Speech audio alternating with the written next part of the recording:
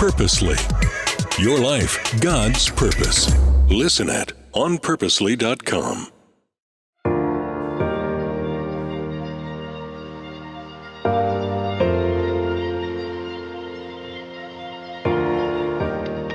Just calm down is a judgment. So refrain from judgments.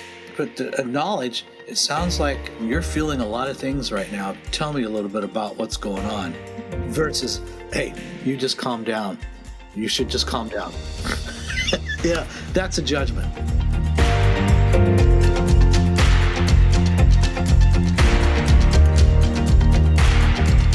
Imagine someone you care about very deeply is in the midst of a difficult struggle against anxiety. What do you do? What do you say? What do you not say? Hi, I'm Steve Sunshine, and welcome to our final episode of Overcoming Anxiety. Dr. Greg Jantz has been our guest throughout this entire series. Dr. Jantz is the founder of The Center, A Place of Hope, and author of The Anxiety Reset and So Much to Live For. On this episode, we're going to talk about how you can help a loved one overcome anxiety. Here's my conversation with Dr. Jantz.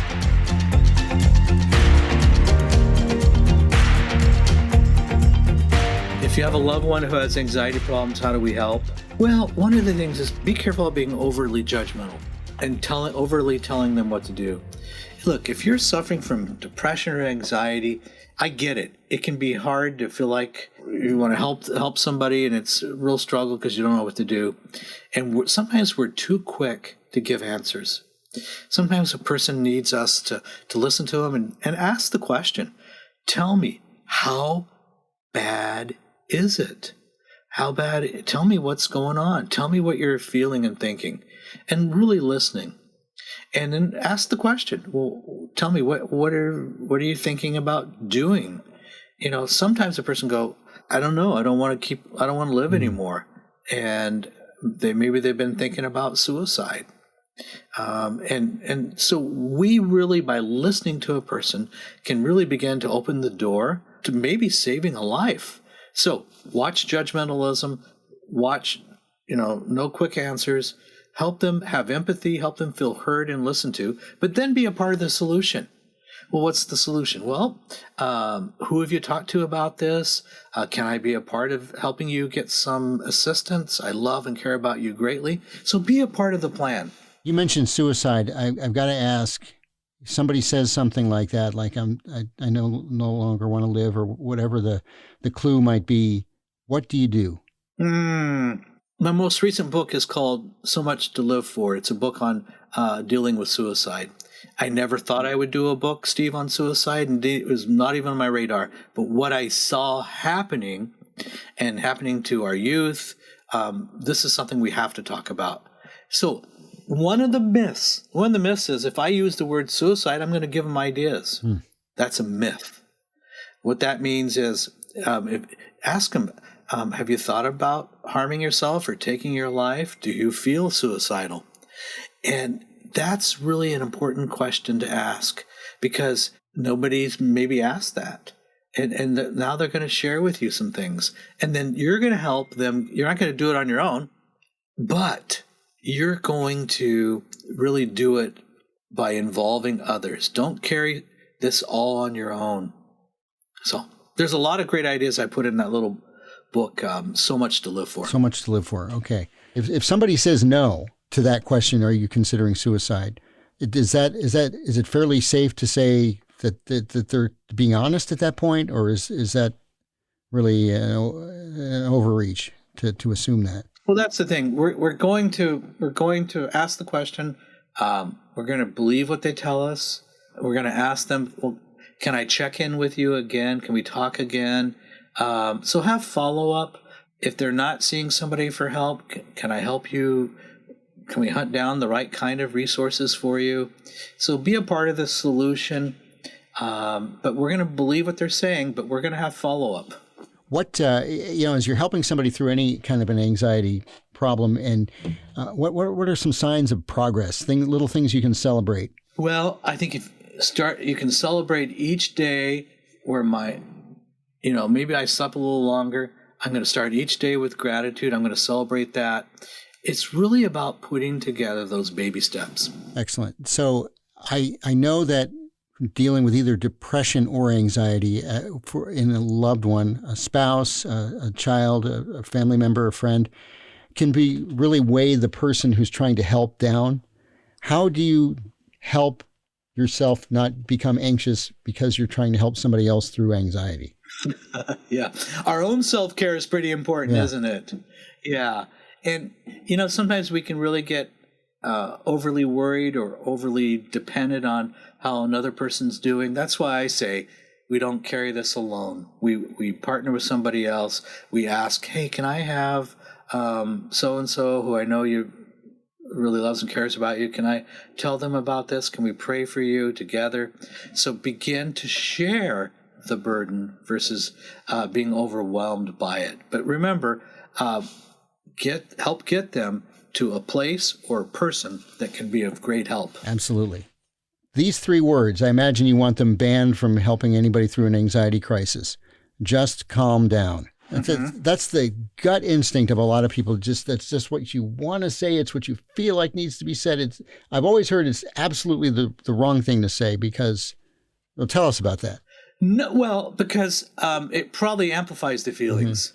Just calm down is a judgment. So refrain from judgments. But to acknowledge, it sounds like you're feeling a lot of things right now. Tell me a little bit about what's going on. Versus, hey, you just calm down. You should just calm down.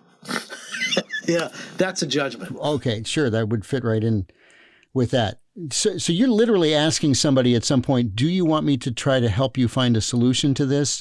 Or do you just want to just get it off your chest and let me bear the burden with you? Is it appropriate to ask that question? Because I have been in a situation where I listened and it turned out somebody actually wanted advice. Yeah. And by the way, there are some people that are choosing not to get help. Let me just say that.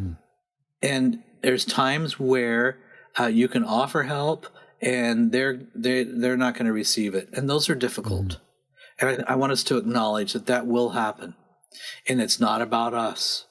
It's sometimes when we've seen that somebody has taken their life, it's tragic, and you go, well, I should have done something more, and it's easy to get into self-blame. We can never control another person or what they decide to do, and that's difficult.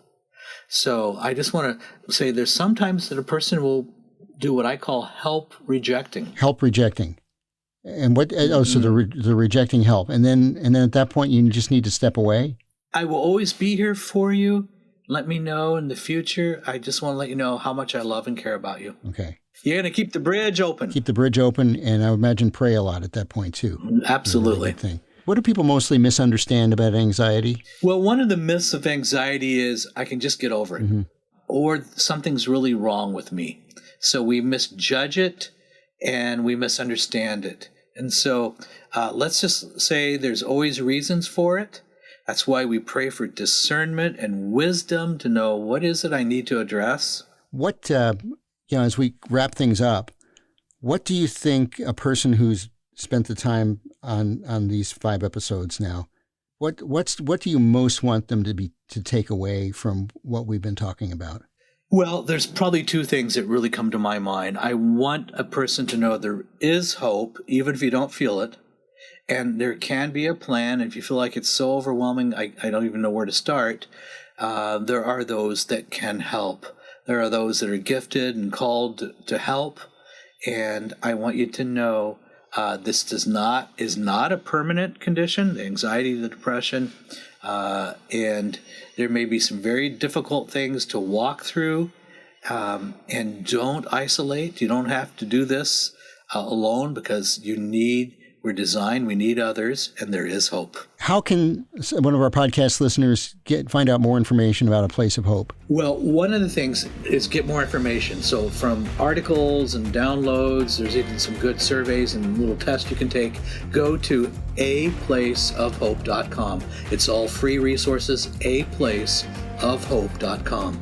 Awesome. Dr. Jantz, thank you so much.